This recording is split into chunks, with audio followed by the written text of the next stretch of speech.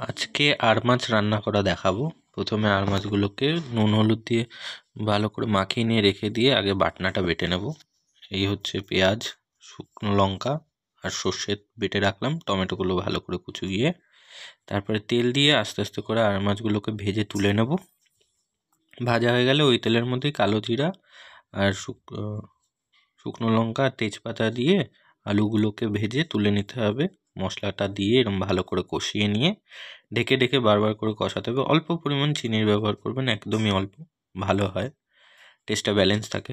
কষে গেলে জল দেবেন, জল দিয়ে অল্প অল্প করে জল দিয়ে কষিয়ে কষিয়ে এরকম জল ঢেলে দেবেন। জল ঢেলে দেওয়ার পরে মাছগুলোকে ছেড়ে দেবেন, মাছ আলু যেগুলো আছে সব সুন্দর করে ছেড়ে দেবেন। ছেড়ে দিয়ে ঢেকে কিছুক্ষণ করলেই হয়ে যাবে আপনাদের সুন্দর হালকা সর্ষে দিয়ে তৈরি আপনার আর মাছের ঝোল। আমাদের ভিডিও ভালো লেগে থাকলে লাইক, শেয়ার এবং সাবস্ক্রাইব করে দেবেন।